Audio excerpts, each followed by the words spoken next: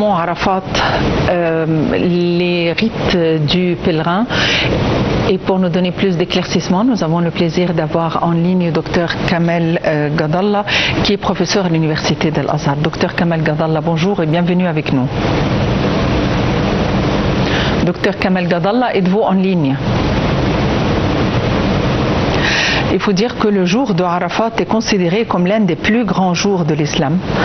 Et alors que des millions de musulmans tournent leur regard vers la plaine sacrée de Arafat dans une scène spirituelle splendide, grandiose, qui incarne les valeurs de l'unité, la piété et l'égalité.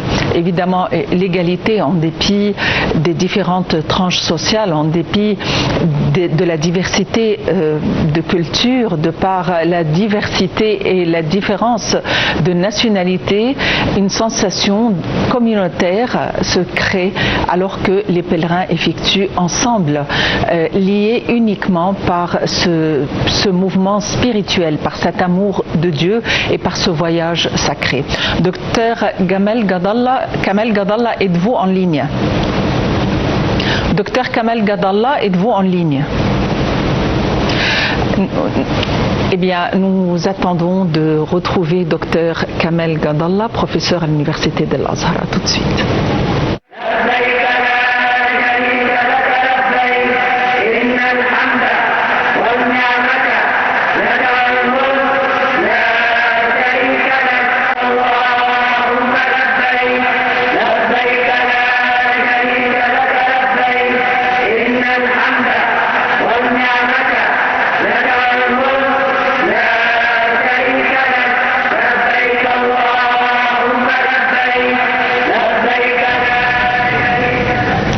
Les rites du Hajj représentent un immense voyage spirituel, un voyage interne, de par le fait que les pèlerins se préparent des mois à l'avance et aussi sur le champ.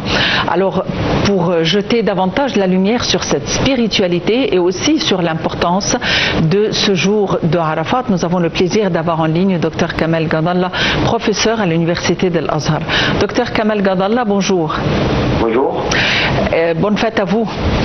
Merci, bonne fête à vous, à toute la communauté musulmane dans les 4 coins du monde. Docteur Kamel Gadallah, aujourd'hui c'est la journée du mont Arafat. Quelle est l'importance de cette journée, tout particulièrement? Ah oui, en fait, ce jour, il incarne le pèlerinage même. C'est-à-dire, celui qui ne fait pas les rituels de ce jour-là, donc son pèlerinage est annulé. Donc, d'accord? Et aussi, à l'inverse, s'il fait en fait convenablement et complètement les rituels, comme il faut, les rituels en fait de ce jour-là, donc il a fait le pèlerinage. Parce que le prophète sallam il a dit Al-Hajj wa Arafat, c'est-à-dire que le pilier le plus important dans le pèlerinage, c'est le jour de Arafat. C'est d'une part. D'autre part, c'est le jour où tous les pèlerins se ressemblent sur le même monde, c'est-à-dire dans le même lieu. Ils viennent de 4 coins du monde sans égard pour leur différence de couleur, de race, d'ethnie, etc. Mais ce que les réunit, c'est le fait qu'ils sont tous soumis à Allah, qu'ils ont sacrifié de leur bien, de leur temps et de leur santé pour venir à la Mecque pour accomplir le pèlerinage. Donc ils invoquent tous Allah, gloire à lui. Donc c'est le jour où Allah est invoqué par presque tous les musulmans, non seulement sur le mont d'Arafat, mais aussi chez eux, c'est-à-dire à leur maison, dans leur pays, parce qu'on cherche à participer avec le pèlerin la bénédiction de ce jour-là, où les pèlerins en fait sont interdits, sont prohibés d'observer le jeûne ce jour-là. Le reste des musulmans, c'est-à-dire qu'ils ne sont pas pèlerins, sont invités à observer le jeûne ce jour-là pour partager la bénédiction de ce jour avec les pèlerins. Donc c'est aussi le jour où il y a le serment d'Arafat, ce serment que doit être communautaire, c'est-à-dire qui cherche à éveiller aux esprits de musulmans ce qui pourrait les réunir et d'éviter ce qui pourrait les désunir. Donc c'est le jour de la communauté musulmane, on pourrait le dire qui regroupe les musulmans de 4 coins du monde sans égard pour leurs différences géographiques autour, même leurs différences linguistiques. Donc ils nous disent que la baïk en arabe, ce n'est pas ni en français, ni en anglais, ni en rien d'autre langue que l'arabe. Donc leur la direction de prière c'est la même, le lieu de leur rassemblement c'est toujours le même, leur invocation c'est le même, leur talbiya, c'est-à-dire en fait le slogan de Hajj sont le même, donc ils sont tous des frères, des voisins en habitation, par exemple des voisins aussi sur le mont de Arafat, et même lorsqu'ils se déferlent de Arafat vers Al-Muzdalifa, ils sont tous ensemble, donc ils passent la nuit ensemble et le matin ils vont à Mina pour lapider en fait les cailloux ensemble aussi, puis ils reviennent à la Mecque pour faire ce qu'on appelle la circumambulation de déferlement Tawaf al-Ifada ensemble.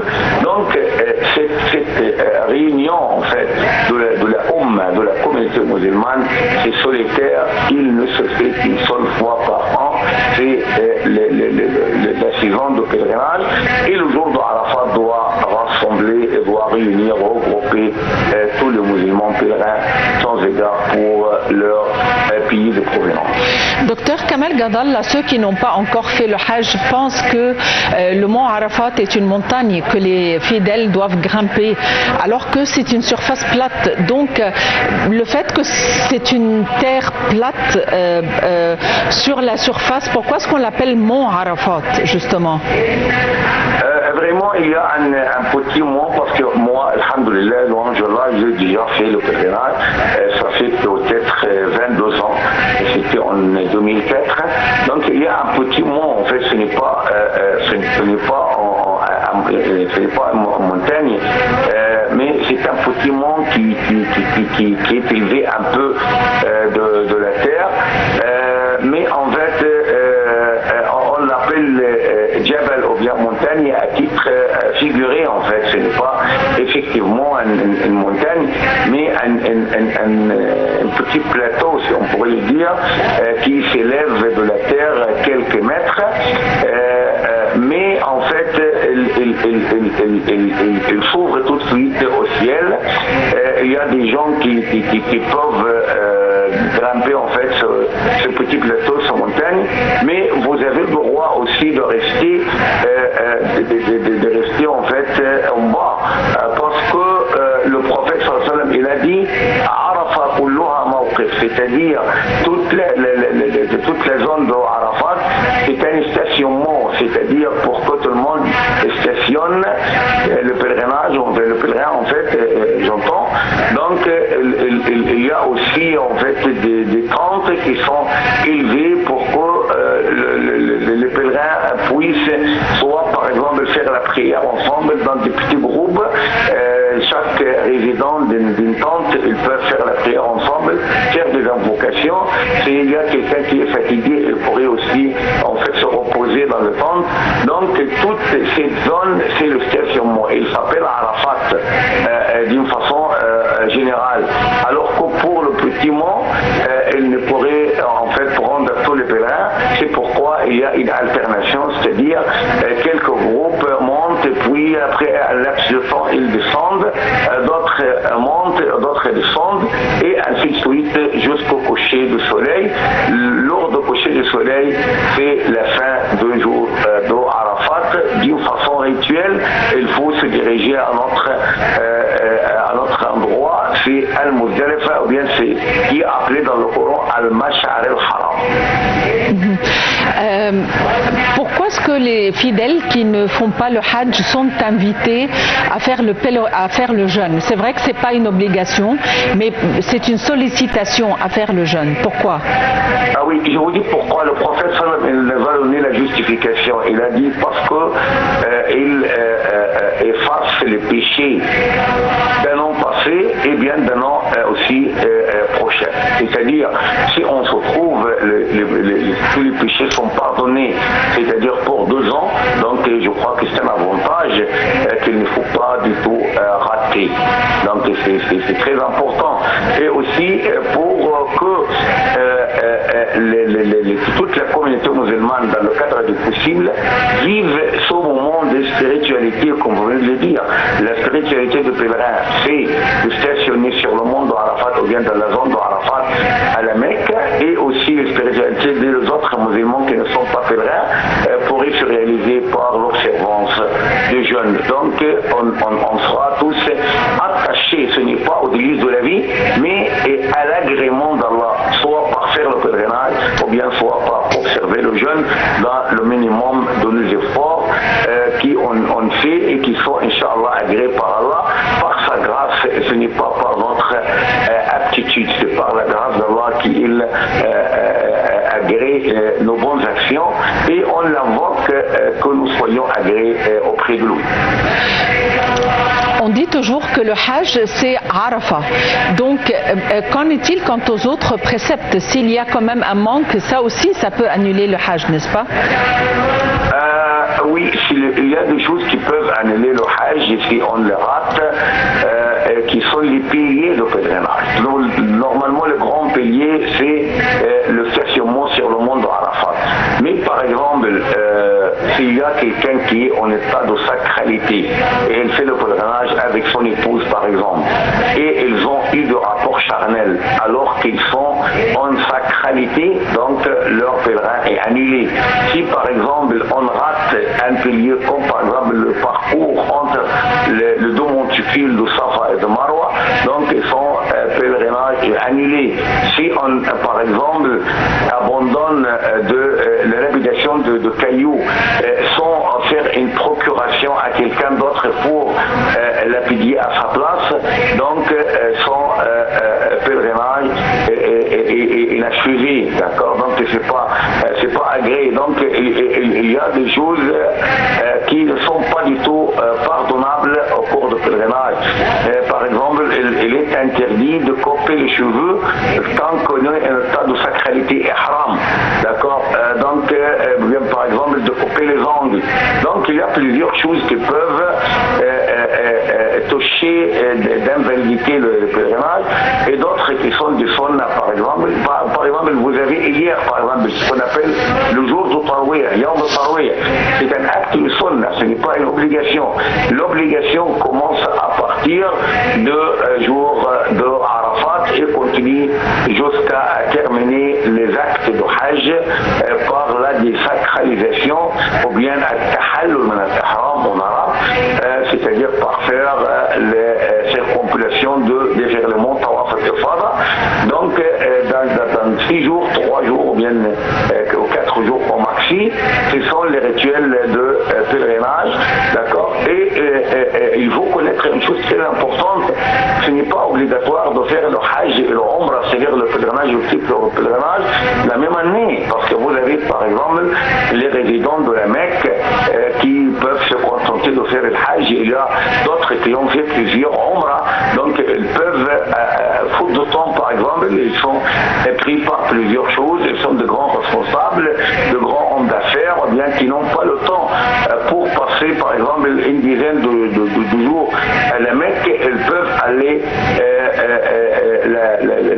la nuit de Yawm al-Tarwiyah, c'est-à-dire le 8e jour, et ils peuvent commencer à partir du 9e, 2e, 11e, d'accord, et les autres choses, c'est le reste, par exemple, de lapidation de cailloux, ils pourraient faire une procuration, c'est-à-dire charger quelqu'un, agiter à sa place et revenir, et son pèlerinage, c'est tout à fait valide 100%. Qu'en est-il quant à la possibilité de lier le Hajj et le Umrah en ce que l'on appelle Iqran, Hajj Iqran, c'est-à-dire faire les deux en même temps, considérer que le Hajj est aussi une Umrah? Bon, donc il faut connaître que le pèlerinage se trouve en 3 types. Le premier type, ce qu'on appelle Al-Ifrad, c'est-à-dire on fait solitairement le pèlerinage, c'est-à-dire c'est seulement le pèlerinage qu'on fait, c'est ce qu'on appelle Al-Ifrad. Et je viens de vous parler des résidents de la Mecque, par exemple d'autres personnes qui n'ont pas le temps pour faire le deux. Et nous avons aussi ce qu'on appelle Iqran, que vous venez de citer, c'est-à-dire quoi, Ikram? C'est-à-dire, lorsqu'on arrive à la Mecque, on arrive en sacralité, ihram, pour faire le petit pèlerinage de l'Umrah. Puis on garde la sacralité jusqu'à accomplir les actes de Hajj, c'est-à-dire sans se sacraliser jamais. C'est-à-dire on garde toujours, par exemple, les habits de l'ihram, le manteau, le par-dessus ou tout, d'accord, et aussi on respecte les bienfaits de l'ihram, il ne coupe pas les cheveux, il ne coupe pas les ongles, etc. C'est-à-dire on respecte la sacralité 100% jusqu'à accomplir le pèlerinage. Le troisième type qui est le plus préférable en fait, et le plus confortable pour le pèlerin, c'est ce qu'on appelle at-tamattu'. C'est-à-dire quoi at-tamattu'? C'est-à-dire qu'on commence par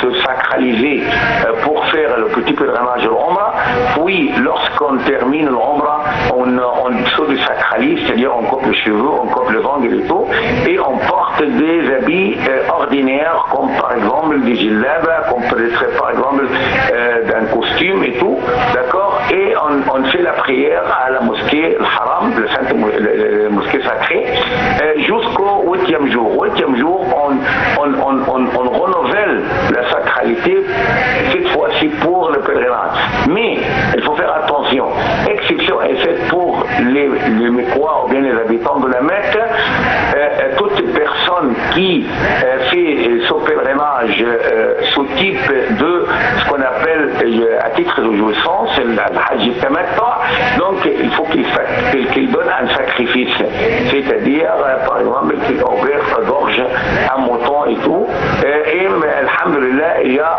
les autorités saoudiennes, il a fait des bureaux pour que le pèlerin puisse payer de l'argent, c'est-à-dire le prix du mouton, et on égorge à sa place, on abat à sa place le sacrifice.